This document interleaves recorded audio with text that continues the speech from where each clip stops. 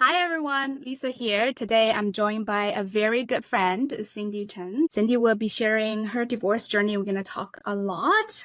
Before that, I want to introduce you to Cindy. So Cindy is a professor at Conestoga College School of Business in Kitchener, Ontario, Canada, where she shares her expertise in the insurance program and mentor the next generation of insurance industry leaders.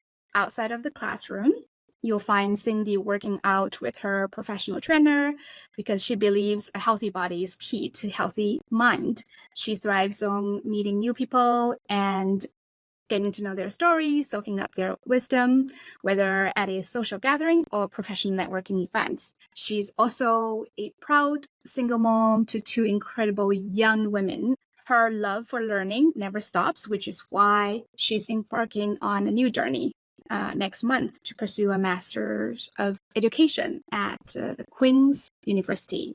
Exciting times. Hello, Cindy. Hello, thank you. Thank you so much for inviting me. Lovely background, which matches your dress. Cindy and I used to work at an insurance company a long time ago. We actually didn't work together. What connected us as our divorce journey. I shared a post on LinkedIn and Cindy reached out. So we reconnected just about less than a year ago and Well, truly it was like connected. last year. Mm-hmm. Yes, Mm-hmm. and that was Yeah. lovely. It was just the universe putting us together somehow. Mm-hmm. Absolutely, we will talk about that too. That our diverse journey is also an opportunity to open ourselves up to new possibilities and relationships. Tell us a little bit, how did your divorce unfold? Oh my How long were goodness. you married? And I feel like that is such a long story. This is what happens when I have been married, or I was married for almost 20 years. And I had known my ex-husband for nearly half my lifetime. So it was over 20 something years that we were together. And how it unfolded was probably quite a surprise for me and many other people, simply because I did not see it coming. I'm sure a lot of others in my situation will say the same thing. It's like we didn't see it coming. I think a part of that is probably because we get so absorbed in our own life, in what we have to do, and it becomes a grind and a routine that we don't get a chance to stop. It's almost like I kind of think about that, the 20 years, like it being on a bullet train where you're going somewhere and it's a long journey, you're going fast, but you don't remember passing by any of the scenery.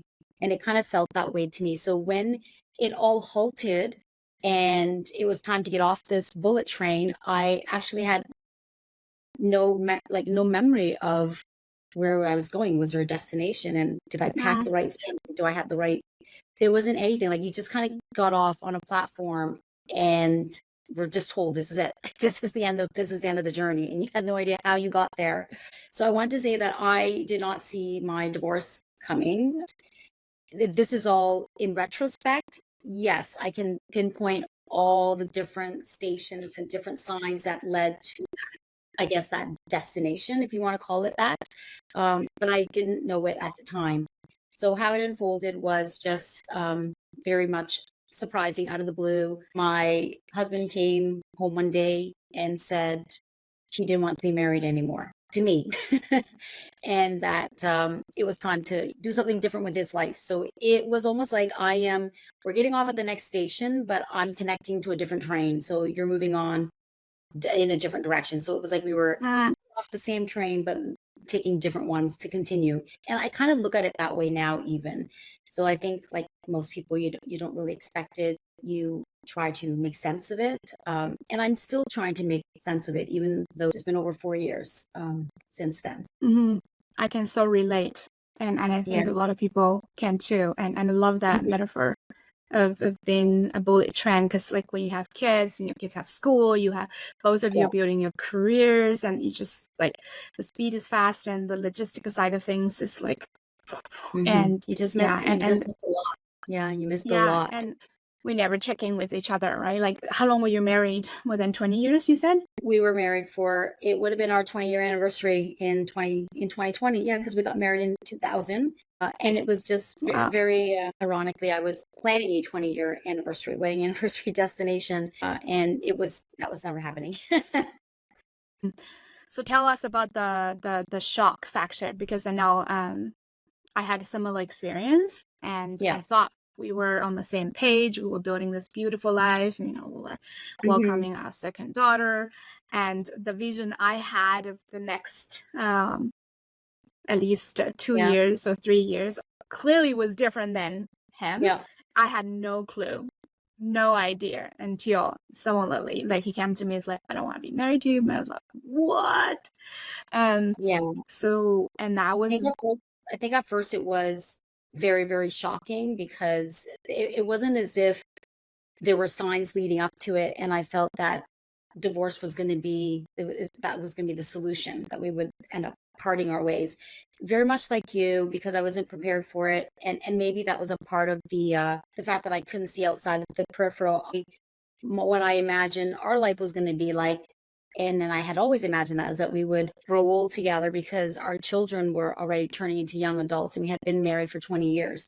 So then I saw further, like for you, you said, I saw the next 2 years, what it would look like. I actually saw something further. For me, it was, well, we had already purchased our retirement property even. So we talked about a lot of long-term into our old age and retirement. So there was a lot of those plans. And then that really changed. So I think I wasn't prepared for that because I had such a longer outlook. And it was right. almost like I already finished writing our story for us, right? And now I have to go back to change all of Mhm. that. That's the choose your own adventure story. That was not going to be my adventure anymore, and nor was it going to be his.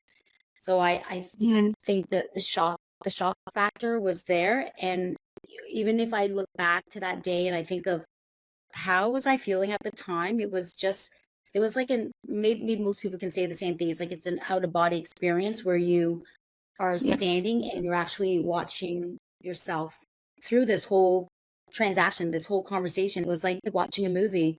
And I still look back at it to see it that way as if I was watching a movie because I don't think I was fully physically, mentally present there. Yeah. It's like Yeah. you want in your body, you came out of it, and a Mhm. lot of that is introspection. Now looking at the time Yeah. as well, right? Yeah. You're adding your experience now. So after For that sure. shock, I know your story a little bit. You were in corporate, and this Yeah. happened, and COVID hit. A lot of things happened. My goodness, yeah. So if we're talking Yes. about 2020, everybody has a story, their own Yeah. story for 2020. Most of it is swirling around COVID.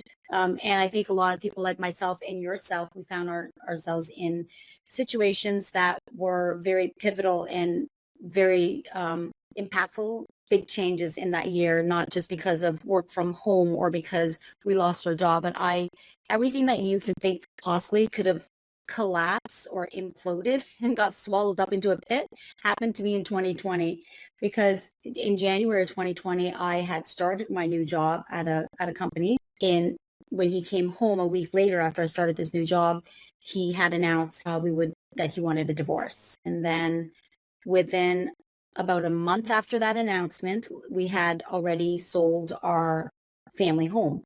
So our family home and my children's childhood home was already sold, and I was already Within how moving. long again? This You was said. within the month because, well, if I have to step back. So I think Okay. what happened here is, and I haven't shared it, and this is all in retrospect because at the moment I had no idea that he had already planned to have a divorce. He had already planned to leave me. I was the last person to know. He talked to prior to telling me in the new year. So this was before Christmas, the last Christmas, he had already spoken to his whole family about leaving me. And he talked to everybody except, Wow. yes, that's right. So I should have been the first person to know, but I was the last person to know. Meanwhile, he was, packing his parachute, or I was kind of left in the dark. He had in retrospect, he had convinced me to sell our family home because we were going to downsize. We had a vacation property already. That was our long-term retirement plan. And so I thought selling our family home was a part of that plan, but I think it was a part of his divorce. Mm-hmm. And even before then, he admitted that prior to announcing he wanted a divorce with me, he had already consulted 3 different divorce lawyers. So he Wow. was already researching. And I was very disappointed, and I felt very betrayed. And I think that's very normal, because if I've been your life partner for nearly half my life, like 20 20 something years. years Yeah. of my life, right? I thought I deserved more in how you go about breaking up with me. I mean, I've had people in high school that broke up with me in much more classy ways than that. I absolutely this was Yeah. a low blow. And I Yeah. thought, wow. And so that came crashing in. My job, COVID, having to sell the family home. It's hard. If I had known, yeah. And I think everything was I felt I was put into a very an unfair playing field, if you want to call it that. Even now, when I talk about it, it still makes me very like angry. So I still have that Yeah. anger that was tied to that memory. And I think of how, like, why would you treat somebody that is, first of all, somebody that you've been with half your life and the mother of your children? I thought I deserved a better setup than that, maybe better support. And that was probably the naive part in me, thinking that when you're going through divorce with that person, that they would be looking out for you. So yeah, a lot of it was just a very big shock, but it just also kept rippling. That shock just kept rippling for quite a bit. Yeah. When you go through the legal process and the injustice through all this, right? And talking Yeah, about fair or not fair. And also yeah. ultimately is the disrespect aspect of it. Exactly. Oh no, that's why when people who do not understand or did not know that that's how it ended for me, when they hear it from his side, they think that it's very amicable. I thought to myself, there's nothing amicable about driving your wife of 20 years, or somebody that you've been a partner with for 20 something years, to a dark parking lot and then announcing you didn't want to be married anymore. To me, that's just the How worst it way to be felt. disrespected and the worst way to be treated. But nobody knows that that was my experience that night. Nobody knows how he went about planning the whole thing. It was just very manipulative on his end. He wanted to see how it was going to unfold. He wanted to control the outcome, and I had no idea any of that, right? So when people say, "Oh, it's quite amicable. I see you guys get along, and he's such a great dad, and he does so much, and he's so supportive of you," and et cetera, it actually makes me angrier. Like, even thinking about it right now, because I don't think he deserves that. I don't think he deserves people looking at him that way. I think it's a misrepresentation, and it really Mm-hmm. pisses me off. Mm-hmm. And that's okay. Right? This Yeah. kind of emotion, it's okay. And the awareness of us acknowledging that, oh wow, I'm still angry Yeah. about this. Right. Yes. It's And I, okay. and It's okay. to be honest, I know it sounds terrible. I think it was that anger that probably gave me the strength and the energy to do what I had to do, I versus love that. versus the other way. Whether it's energy coming from anger or coming from love or coming from fear, it pushed me in a way that felt very positive for me at the time. Mm-hmm. And it wasn't because I was holding on to the bitterness. I think I was holding on to something that was challenging me, where I had no idea that I was going to get thrown out of an airplane and you've already packed your parachute. So I guess I'll make mine on the way down. I think it Yeah. was, Yeah. well, it Mm-hmm. really was. I think Mm-hmm. it was that where I thought, wow, this is great. Well, you know what? I can't just roll in and just take what Yeah. you have given me. I need to build something and become better. And I think it was Better. that Yeah. better. I And think it was that stronger. anger. Yeah. Yeah. I think it was that anger I know. that was more challenging. It was like, oh, okay, I see. Challenge accepted. Well, I'm going to come out of this. I don't think it's going to be easy. But there was other things too. Like I had 2 children that depended on me. Yeah. And to me, it was like, okay, well, I need a home. I need to build all of this for us. I think a lot of that was what really drove me to kind of continue with that. It still does in a way today when I think back. Yeah, I don't I look, can feel yeah, from your yeah. energy, and I love what I you're probably saying feel is it right that now going through. yeah. Yeah. So so that the emotions, we all have emotions. Yeah. It's within our power to decide, are we channeling the emotions to something positive, or Yep. are we going to just like right, and let that True. emotions to be controlling us or directing us. So it's really True. within our power to do that. I love what Yeah. you said is that he was already prepared, his parachute or everything, but you were knitting your parachute as you go, which is Yeah. obviously challenging because you didn't know, Yeah. you weren't prepared. But what Yeah. a great attitude. You said, oh, challenge accepted, even though despite all Yeah. the injustice or shock and betrayal on multiple levels, Yes. and I can tell, and Hmm. still like, what's the other way, what's the other Yeah. option, right? It's how I see it. We have a lot You're of right. parallel in our stories, maybe a little bit different. Yeah. My kids were younger, I was pregnant, but a similar Yeah. story. I was checking in with my son. Actually, I'm digressing a little bit. I was like, oh, how are you doing? He was like, I think we're thriving, Mom. And he said, I'm really enjoying life. Just some background. My kids are with me, like you, 100% of the time, Yeah. which can be challenging, a lot emotionally and also logistically. One thing I remember telling my son, who was 5, 6 at the time, because we were all baffled. We were like, oh my God, what's going on? Like, this is what's happening, right? When Yeah. we were told, we didn't know what's going on, is that I told him, I remember I was like, hey, honey, I said, not only will we survive this, we will thrive. We'll be thriving. I think I didn't know how at the time, but that really stuck with him. Now almost oh my God, 4 years. Our timeline is also very Yeah. Your similar. timeline very 4 years very much later, the I same. mean, I think we are just hearing that, because I question sometimes, like, are we thriving? Are we? But hearing that from the validation from the kid is like, okay, I'm doing something right, even though I was like Yeah. knitting that parachute, trying to survive, coming down. I'm I don't know what's I'm the sure. speed. I'm sure you you know. got it. I'm pretty sure I just took off my dress and held it. Like, it was um, going down. And a lot of times, like, and I have now encountered a lot of people where when they talk about their divorce journey, how it happened, what they went through, and I can see that they're not thriving as well, or they are still working through what they went through.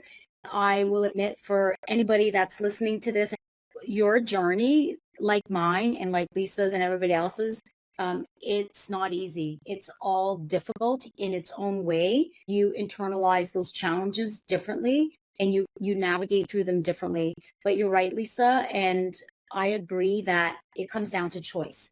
So what do mhm. you choose when you are presented with, and it's hard because all those choices are not easy choices. So it's like picking the best of the worst, right? So we had to do many difficult things, and through it all, we kept thinking, like, this is going to be better. It's going to be better, and we have to make it better, because you're right, that is the best choice. It's not lay down and die from this.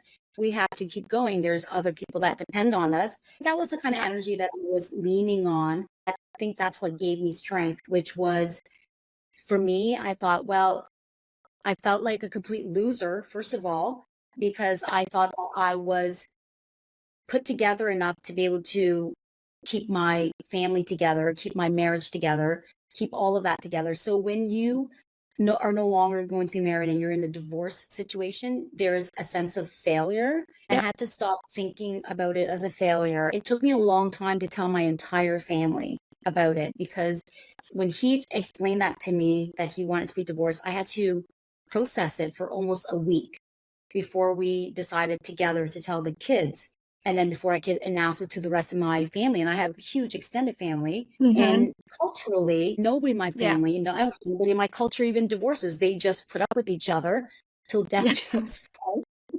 Also, another commonality, the Chinese Yeah, background that's here. right. Yeah, it's And like I think it's a like a lot of shame, people, a lot of it, baggage it's attached to. failure. I'm the It first is. one in my family who got divorced, and I still haven't told my large extended family back in China, because it just even Yeah. explaining the The concept. multitude of things is like, Yeah. what? Well, because people are always looking for, and they still do. People always want to look for a reason why the marriage didn't Why? work out. Yeah. Why? If the question is, And it's like a lot of 5-year-olds asking you, but why?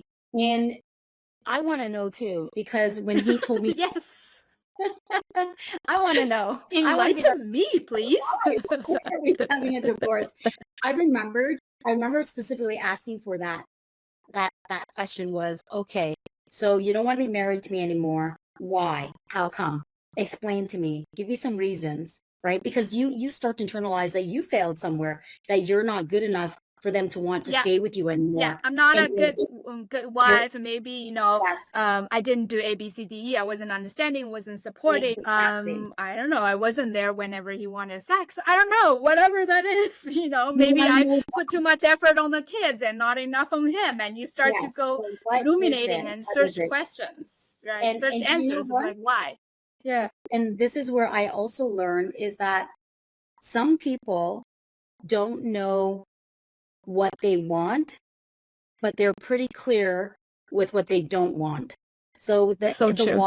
the why is not because he was able to say to me, "Oh, because you didn't do A, B, C, and D." It wasn't any of that. It was his heart and his mind and his body didn't want to be in that marriage and that relationship. Did he explore that? Probably not. And that's again maybe because he's lacking that self-awareness. I don't know, but he didn't have an answer for why he didn't want to be married other than he was unhappy.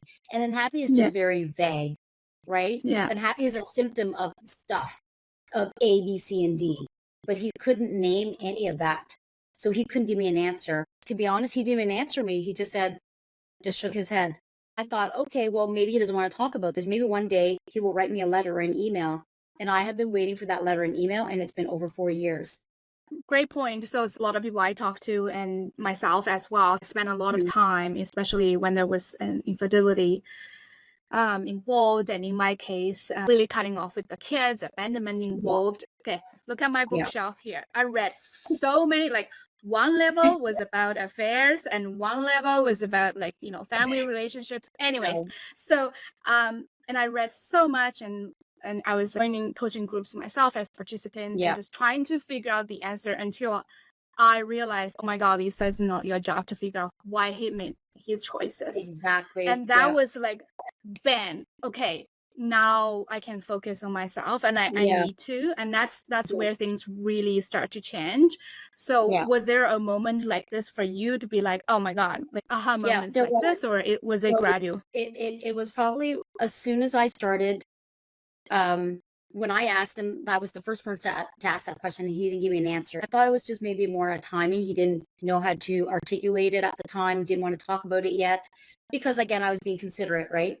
The where it really fell on me, and it was more of a realization, was after I had announced to my family, and I had to tell everybody at the same time. And this probably was not the best way to tell my family, but I wanted to make sure that everybody got the same message and everybody understood. Mm-hmm. I did a Mm-hmm. family email. Okay. I composed an email and I explained what is going on right now with my marriage, where we're at.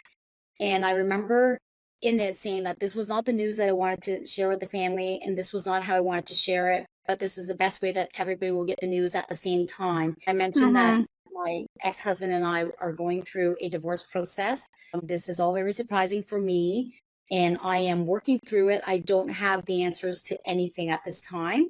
I just know that there are things that I need to take care of. So in my communication, I specifically said that I don't have the answers. And I also indicated that I don't feel that this is a failure, like a reflection of a failure for either of us. I don't look at it as if my marriage or my relationship has failed. I had to look at it as if it's evolved. And the evolving of this relationship could mean that we go in separate paths, but we have evolved into individuals where we're no longer sharing the same path or the same goals or the same journey anymore. I don't know what it's going to look like, but I did say in my email that I wanted to take care of myself and my kids, and Mm-hmm. I'm going to continue to thrive. That I remember saying that. And You and then me thriving. it was. Yeah. And then I remember every time I would bump into a friend or somebody, I always have to say, "Oh, we're not together anymore." And I would say, "Oh, I Mm, don't know if you heard." So this is something that you have to relive all the time. Some people ask a lot of questions because they're confused. To them, it's the same thing. Well, yeah, it's it came out of shock. the blue. Yeah. It's shocking to Yeah. them too, and they want an Yeah. answer. And Yeah. I remember people asking me all the time, "Oh, well, what happened? Did you know this was happening?" And I wanted to say I don't have the answer, but if you ever talk to him and he gives you an answer, please let me know.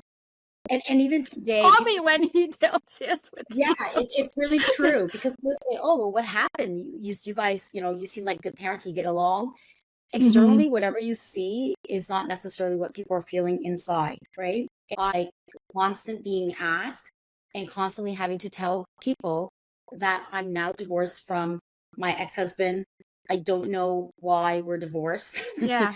That's And why it's such a journey that it's an emotional toll because first of all you're yeah, shocked, right? Maybe yeah, you're on the other side to telling your spouse you wanted to leave, but still that's yes, you're going through a lot of internal battles, and then you going through this legal process, which is yeah, extremely stressful. At the same time, you're it is. carrying the burdens and questions from others, and Yeah, which you don't have the answer as you are still navigating this new territory. I just want yeah, to thank you for sharing and pointing something out is that how you approach this with such maturity and grace and vulnerability and choose during a time when it's so uncertain. I don't believe in bashing our ex at all because I believe we all have our journey.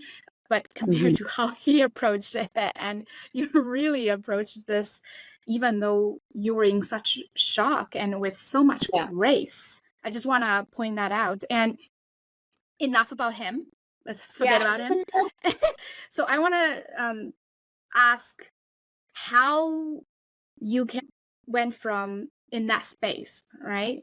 Not doing well in Yeah, your career, there was some shock there, and then this big change, a lot of changes during COVID, with all of the shocks to coming out of this divorce, going yeah, into a completely different career path, having your yeah, own consulting business, become a teacher and professor, and then just really when we chatted, you're just this beam of light and then I can feel it, right? So how did you got yourself out of that dark place yeah. and Not when dark you were place. like jumping out of a no when you were dumped out of an When I got into the airplane in the airplane yeah, seat, yeah, yeah you say it's like out of here. when ejected, What are and then some yeah they thought, "Do you still have your parachute on?"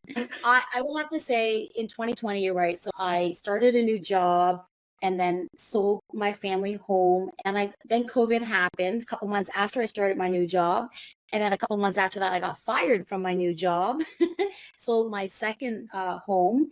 Yeah. So in 2020, I could have dumped that into the garbage and redid that entire year because I can't imagine anything else I could have got dumped on me that year. And you're right. Like how do we get through this? Because every time it was like, oh gosh, the divorce. Oh my gosh, it's COVID. Now we're all locked down.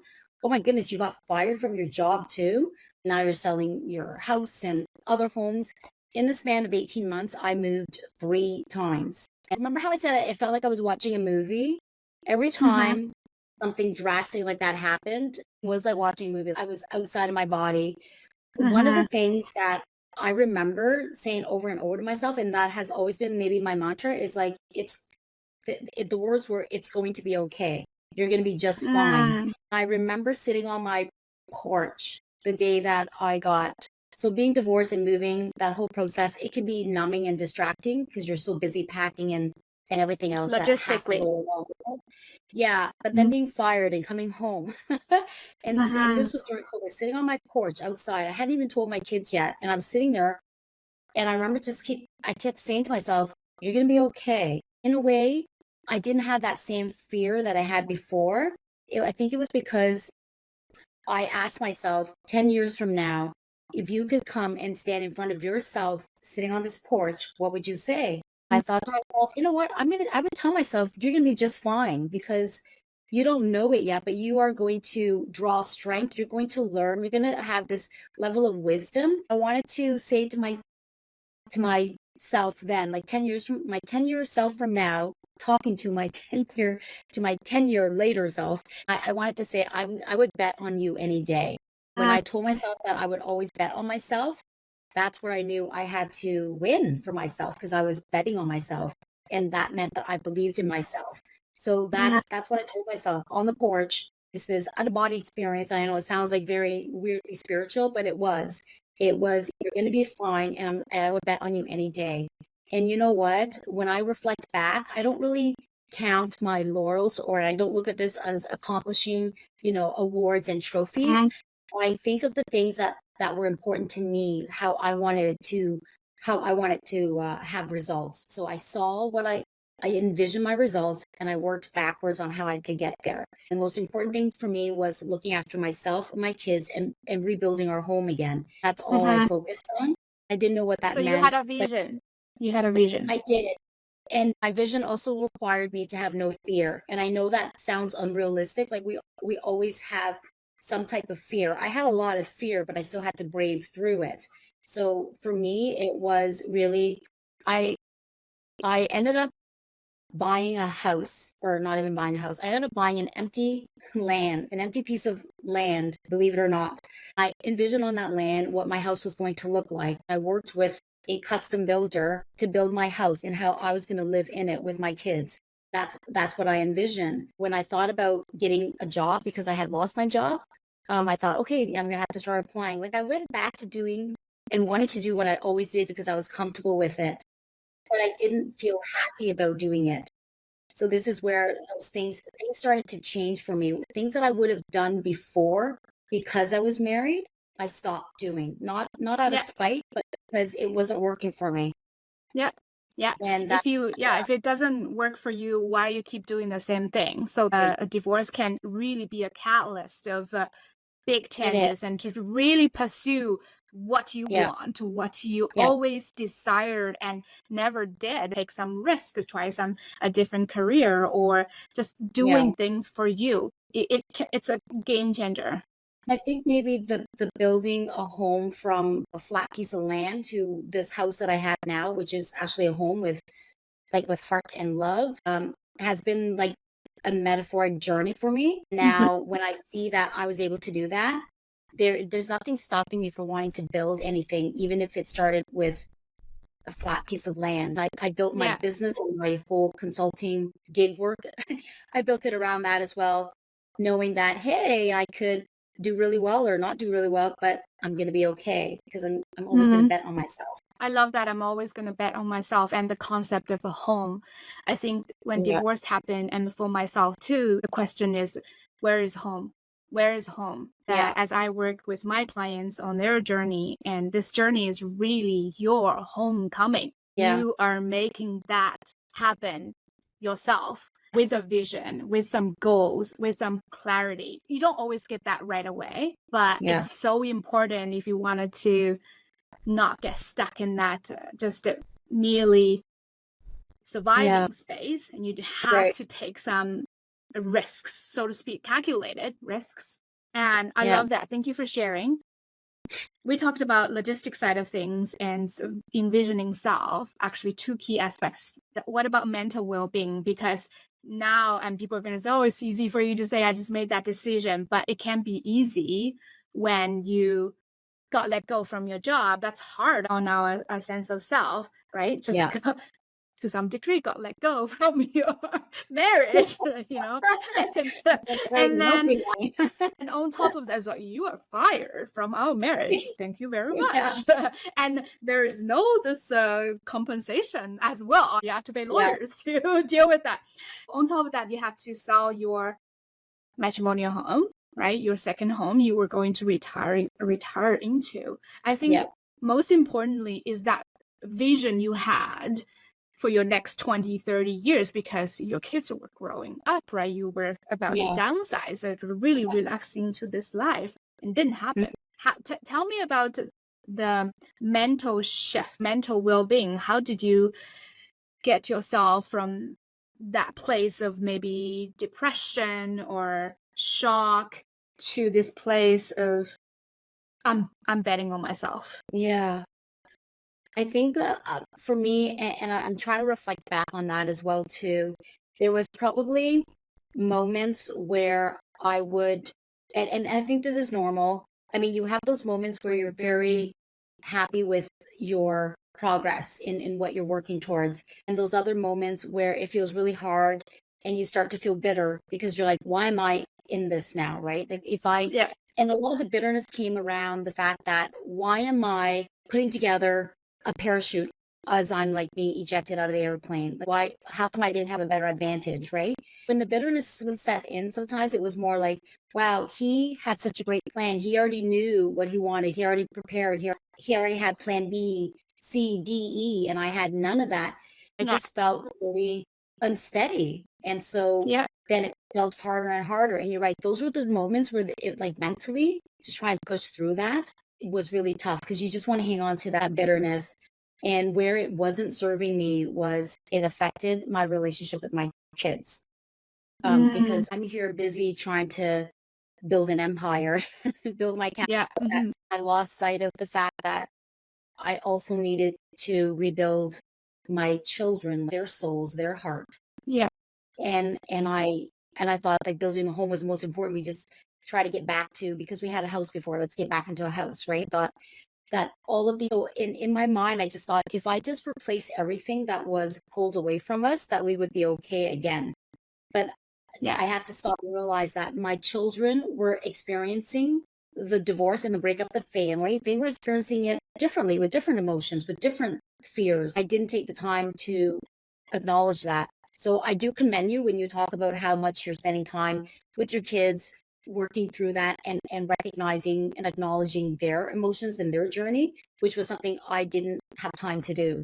And so Not at the very that's beginning, though. not at the Yeah. beginning. No. No. So I just wanted to jump in. Thank you for sharing that.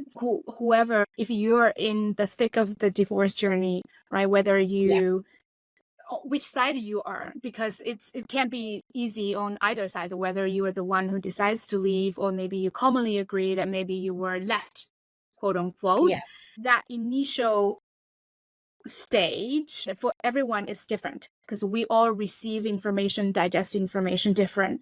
Mhm. I didn't have any capacity to really pay attention to my son's well-being at the time I was pregnant, right? For me, it's even long after the having a newborn, the sleepless nights, just like getting into that routine. I would say for me it was a year and a half maybe, and while I was still dealing with the divorce things.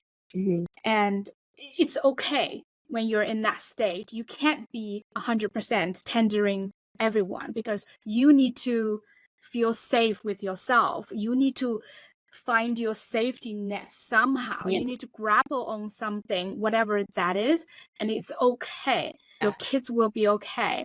As we were, me too, because I was like, my top priority is keeping the kids in matrimonial home. I was like fighting so hard on that and trying to fill this void of like, oh my God, we can't lose more, right? We've already lost so Yes. much. So Yeah.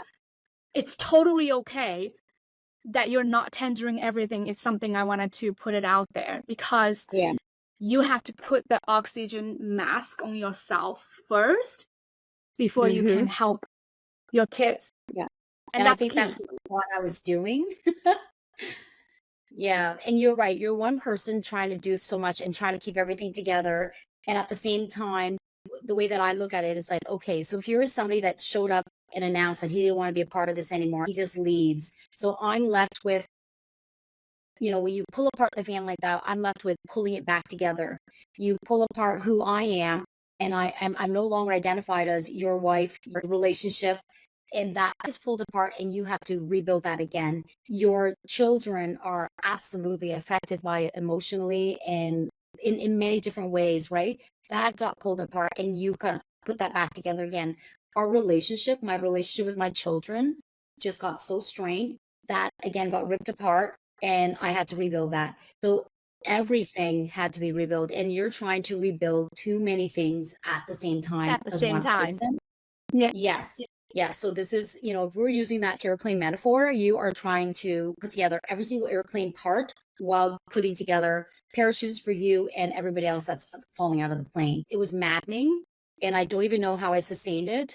I only saw myself going through it, but probably about a couple years later, I was gaining perspective from other people that watched me in this mess, navigating it, and the way that they projected it. They saw a lot of people felt bad for me, which I had no idea they did. A lot of people thought she was working so hard, which I didn't feel like I was because I was in it at the time. Everybody kind of thought, wow, she's not enjoying her life. She's just working so hard. She's building everything. They were concerned for me. I had no idea I was projecting that, and that they were seeing this in me. Meanwhile, I thought I was thriving. One of the things that I really hung on to was the sense of freedom that I got by being a single person making single decisions. I don't know how to express it other than there's a word called liberosis, and it's just this sense of being untethered. You're not locked down by anything, and you're your own boss. And that was the best feeling ever when I started to acknowledge that from this day forth, decisions that I make are all going to be because it's what I want. So how do I want to see my life play out? What do I want to do? And I would test out some things. Like one day I decided to have popcorn for dinner. Liberation. It was Who roasted. cares? Yeah, it was. The one day I decided, I was like, you know what? I don't have to cook for anybody. You know what I want for Yeah. dinner? I'm going to have a bag of popcorn, and that's enough. I know it sounds so bizarre, but it was testing these small senses of Baby freedom, steps, baby sense of steps, self because it's too. like, well, who is going to come and tell me I can't have popcorn for dinner, right? Who? Yeah, No one. yeah. I'm my own boss, right? And so when it started with that decision on popcorn, it kind of moved to, I don't have to go back to working for a corporate if I don't want to. Maybe I don't need to Ooh, work. Maybe I will think about what I want to be when I grow up. Maybe yeah. I'll take the whole summer off. And no one was there to tell me no. I didn't have a spouse that was there to put pressure on me to make a Yeah. decision based on what Mm-hmm. they wanted. And that was very liberating. I love that you talk about this going through divorce, coupled with all of the other losses, your houses, your bank account, right? Your parenting relationship comes with this loss of identity because it's always Yes. John and Mary, right? Together, Yes. right? I am someone's wife, right? Yes. And that identity got just broken down, whether you want it or not. Yeah. Oh my gosh. But it's also a phenomenal opportunity for us to find ourselves again, Yes. without all that attachment, without an employee in your case, right? Someone's wife, or a BCDE, or Yes. a wife who always have a delicious meal prepared when her husband walks into the door, whatever. And that is, it's a precious opportunity, because for any healthy and thriving intimate relationship, we have to know who we are first before we can build that intimate partnership together. There is so much power coming from that. And even just time being with myself, right? At the beginning, you don't get used to, because it's like, I remember when I went to the grocery store, even when he moved out, very shortly after he announced, I don't want to be married anymore. I still would see items. I was like, he would like that. It's a habit. I would buy that. It took me a long time to like, oh, I do not like that food. My kids don't eat that. I do not have to buy that. Like small things, all of your pattern behavior, right? Like you always think about the other person. It took some time, but once you do that, and then now I have all this space. Like I don't have to plan, I can make all the decisions just by myself, where to travel, what to do, the kids' schedule, but also how do I spend my morning? If I wanted to meditate, journal, I have no one bothers me at the nighttime as well. And there is so much freedom and liberation and power in that. Yeah. But a lot of people I found is that there is so much fear of being alone. Yeah, Because at the same time. Yes. Yet at the same time, clients tell me that I never felt so alone in my marriage. Wow, think about it, how contradictory we can be. So the work is always finding out who you Mhm. are and the life you want to live first, and then to see, oh, can the other party complement or align with that. So Yeah. I went a little bit on that, just the beauty and power through this journey. I'm not trying to beautify, oh, the divorce is like empowering and great. I mean, of course it's tough, but again, I think back to our beginning to say you can make a choice. Your choice is Yes. not to control how the other person behave, how the other person love or not love you, how they leave the marriage, right? With Mhm. grace or maturity, or acting, to be honest, like a giant baby or a big ass sometimes, and pardon my language, but we can control how we behave and how we respond and Yes. the work we wanted to do on ourselves. I mean, it is a journey. The journey is very difficult to navigate and it's challenging. You do have your ups and downs. It's not a smooth ride, but where you are empowered is you have the ability to choose how you're going to go through it. Where you're also empowered is that you actually have a lot of freedom, again, to make that choice and that decision. You're right. When it comes to being in a relationship or not being in a relationship, people fear the same thing, whether they are married or single, is that we fear being Yeah. alone, right? Being alone because we don't have anything concrete to identify with. It's so, like you said, when you're in a relationship, I am so and so's partner, girlfriend, wife, right? When you are working for an organization, this is the company I work for. Whenever you ask a Yeah. person, tell me about yourself, they always tell What do you you do? what is your Yeah. occupation. Yeah. I got so stuck on that in summer after I got divorced, and then I was fired. And I remember bumping into somebody on a walk during COVID, and it was in the neighborhood. And they said, "Oh, are you new in this neighborhood?" So we chatted a little bit, social distance chatting. And it was nice to see another human being. He asked me, he said, "So what do you do?" So what do you do? I I'm was, my own boss. I was stumped because I thought to myself, I used to be able to tell people what to do. If honestly, I answered honestly and I said, I'm actually not doing anything right now. Which sounded so boring. I thought to myself, this is so boring. Like, how can you not be doing anything right now? You used to work and you did this, you did that, and now you don't. So I had to reframe my identity, and it was no Yep. longer who I work for. It was no longer who I was married to or who I was partnered with. But my true identity was, who am Mm-hmm. I? And you're right, Mm-hmm. what do I do? Right. So that was And different. getting in touch with And that lost self takes time yes. to figure out, because we've been like on this grind for so long. uh I love what you share about this huge identity transition and really reinventing ourselves again. So you talked about you had this conversation with your 10 years later yourself on the Yeah. patio, Teach right? yourself me. Yeah. Now looking back, what would you tell yourself when you, at the time, 4 years ago, or maybe even 3 years ago, because we all know this Mhm. entangling, uncoupling takes time. Yeah. What would you tell her at the time? What advice would you give her, or what would you say to her? If I was to be able to go back into that moment of talking to me sitting on the porch, I would have given the same advice. I would have said to myself then that you're going to be just fine. And I'm going to bet on you because I know that this is hard, but you're going to come out the other side a champion. Because I was betting on myself and I was believing in myself. I think that's the part that we miss a lot of. We depend on other people believing in us, that we forget to believe in ourselves. And I think that takes you further. And I would have given myself that same advice. I would have also maybe added, you're not going to believe me when I tell you this now, because 3 years, 4 years doesn't sound like a lot of time. But I would tell myself that you're never going to be the same person year over year, and you're going to keep proving yourself, right?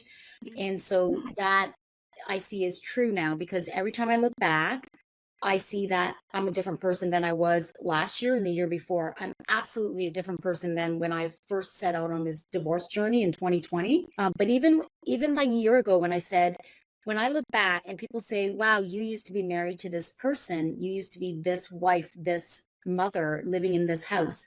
To me, it felt like it was a very strange Netflix series that I was watching because I can't identify with that person. I cannot identify with who I was in that marriage anymore because I've updated my version over the last 4 years that you can't even recognize that I was that same person. The core of who I was never fully expressed in the marriage. So when we talk about being lonely, I would say that my ex-husband only knew less, he probably knew like maybe 40% of who I am. The other 60% were suppressed, they were compromised, they were sacrificed, they were just silenced. That's the other thing too, is that when I discovered liberosis, which is eating popcorn for dinner if I feel like it, taking a shower at 2 a.m. if I feel like it, the other thing, the other thing that I realized too was that I didn't have to be that same person and I could find my voice again. And I that was was gonna very, say, you stole my line. You found your, I found my you were voice. rediscovering your voice, and you were Yeah. so brave to embrace that and just let everything unfold. That's a question that I always ask my clients is, were you not be able to be in your marriage? Yeah. What couldn't you express in your marriage? And what would you like to express now? So that's Yes. very empowering. We chatted yesterday. Let's talk about the iPhone upgrade. We talked about because the key of a reinvention is that you focus your intention on your own development. It's so key in every area. But when we think about in the corporate world, we think about, oh, I'm going to learn Excel or I'm going to learn a new technology or tool. But it's far beyond that. I don't know what's the iPhone out there now. It's like iPhone upgrades every 15, I think, is going to be launched. They launch a new version every year. So I think for anybody that's iPhone. You know what I should call Apple? It's like, hey, would you like to sponsor my podcast? Because we mentioned you. No. So this is no way endorsing iPhone, but for sure yesterday, so you and I had this conversation and it just organically grew that way where I said that, because you were checking in on me and I thought that was really great. Like, where are you? And it forces me to actually sit down and reflect, right? Because we get so busy that we don't stop to think about what it is that we're going through. And I don't want to be in that rut. So I'm thankful for friends that remind me and check in on me, because then I stop and I think there are things that I want to accomplish. There are goals that I want. I don't want to forget about them. I don't want to be stuck in a marriage to myself where I don't do things that bring out the best in me. And one of the metaphors that I mentioned was, my goodness, like we are so locked into updating everything. When my laptop tells me that I have a software update, oh my goodness, I'm updating it, because heaven forbid that I can't get into Zoom next, meeting next time because I didn't update. And my phone, same thing. There is, iPhone updates, like all the software updates. We take time to improve all these devices around us because we want to make our lives easier. Yeah, gadgets. But we don't think about updating our version, right? But that's why I made a joke where I said, Lisa, I know that I'm embarking on more changes, and I know that by the end of this year, I'm going to be very different than when I started off in January 2024. And even now, Cindy 5.0. Yeah, so I said it would be 5 years since I was divorced. I believe every single year I get a different version of myself because I want to evolve and I want to keep changing and be better. I have goals. Every year I'm launching a new version of myself now, and I don't want people to give up on that. You're always excited for the next iPhone version to come out, but I want people to be excited for the next version of you coming out, right? So for me, I am working towards my release in 2025. So it will be Cindy 5.0. Right now, I think it's 6.6. I'm halfway through this year, but I will be reaching that, and I embrace it. I don't have the same. Thank you for sharing that. We're in such a disposable culture, right? So, oh my God, there's a new iPhone. Like, we go purchase that, or I have kids, right? They are always in this like new shining things. But we really think about, oh my God, where do I need to upgrade? Whether it's skill or emotional management or just some spiritual pursuit, whatever that is. It's so important, or maybe physical, right? And going to the gym, you don't have to. I'm just saying that's the only way, is because we are a holistic being. And if we want to reinvent ourselves, a new identity, we have to look at ourselves from different Yeah. aspects, right? Financial management as well. In my coaching program, we actually this month we're focusing on that. So many people don't. And because a lot of our fear and Yeah. stress actually comes from money and whether we want to face it or not. Thank you for saying that. So everyone start to upgrade your software and hardware of yourself. We've been chatting a lot. I have a last question. Let's talk about love. How did this divorce journey impact your perception or perspective about love? Okay. Well, I have not been, when we talk about divorce, people usually get very bitter, they get very jaded, and they're like, oh my goodness, I don't believe in love anymore. What I discovered, and I don't really label love the same way. So I see that love comes in variations, and how we can love, whether it's loving your family members, your friends, loving a partner, a husband, boyfriend. I see that there are variations of love that can be expressed, because that's one thing I discovered myself is like in my heart, I know that I have the capacity to love. And I have gone through a broken heart with the divorce. And I have gone through a broken heart with having the strain of the relationship with my children. I've gone through broken heart of friends and other family members that just disappear and move out of your life because of the divorce. It impacts other people in different ways too. But it hasn't changed. So I know that my heart is always bursting with love. And I this is something that I also thought that for myself, it was a choice, and not everybody wants to choose that. I was not interested in getting into a relationship anytime soon after my divorce.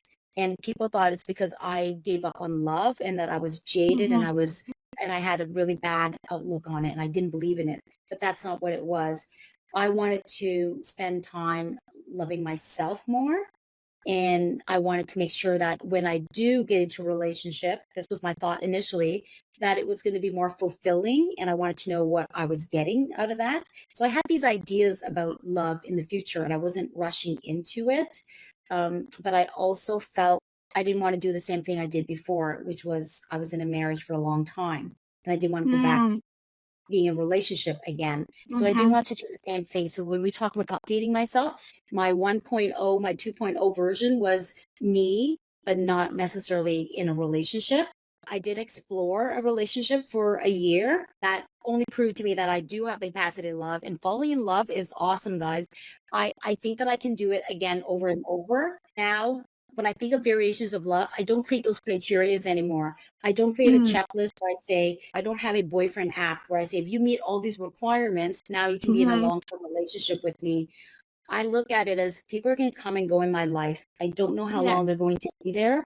I don't know how much time I have to love them, but I'll be thankful that when people come into my life and they bring love, no matter what that time span looks like, I will look at it as a gift, and some gifts I just don't question. So that's where I sit with that topic. I love it. I can totally relate. It's the how multidimensional love can be. One is two is when you get in touch with yourself, you're surprised your capacity to love is so vast. I mean, I'm not talking just about intimate relationship love, but to everyone around you, your kids, and it's crazy. Last point is that again, we have so much fear of being alone, right? And when you get out of a relationship, there is this desire or inclination. Oh my God, if I go be with someone else, things would be better, right? I really commend you, and also a lot of people is that spending time with yourself first, because you just ended some kind of relationship, whether you were married for 5 or 10 years and with a significant person. It's so important to figure out what you want and who you are. It takes some time, and that's okay. The last part I wanted to say, and maybe that's another episode we can do, is that if you decide to get on an online dating app or something, because that's the I know. We could use Netflix of online dating, and so do not do not open the first line with, what do you do? That's the most boring thing. Gentlemen, like you could say out there, say something interesting to help you stand out. Let's stop being boring. Joking aside, oh my God, online dating, that's like definitely another episode. Before we wrap up, is there anything that I didn't ask, but you feel like it's so important to share, whether it's any suggestions to people who are in the thick of it, or maybe they've finished their legal process of the divorce, but still don't feel like they are themselves yet? They're still navigating that. Any advice or suggestion or just thoughts to share? Something that I've learned going through this is that many people will want to help you solve your problem. People that care about you, people that see you struggling, they want to solve your problem. And for you, it's your own personal journey. People can be there to lend support and people can be there to lend ideas. But I don't think we should ever feel pressure to listen to advice. We should ever feel pressure to not acknowledge the feelings that we have. For example, the toxic positivity that people will try to inject because they're trying to be helpful. When you're feeling down, valid. Allow yourself those moments to acknowledge it. I can say that there is no playbook for this. There's no book that's going to help you get through this other than yourself. In those moments, give yourself permission to feel sadness, bitterness, anger, happiness, fear. Give yourself permission to be all of that. And don't deny yourself that, because this is your journey and you will go through it and come through it very different than anyone else. Yeah, your journey will be different, and only you know it, and it's your internal experience that matters, not external reflection or whatever. I really love that. Also, it's a time if you can get some external support who are not connected with you somehow, some mutual support, whether it's a coach or counselor. It's so it can be so helpful, because you want someone who are detached from everything, right? And especially if you're someone who's been through this journey. But self-love. Yes, I was going to say, people will laugh about how much I love myself, and this is why it's hard to be in a relationship with me, I think, because you're competing with me. I love myself too much, and I take care of myself to the point where, if we talk about a personal trainer for my body, I have my own therapist for my mind, and I go through a lot of things spiritually, and I learn from people philosophy-wise. So I can gain wisdom that way, and I love it. I embrace all of those moments. And it was okay to not always be perfect. I remember people telling me, "Oh, cheer up. You cheer up." Like, how do I cheer up?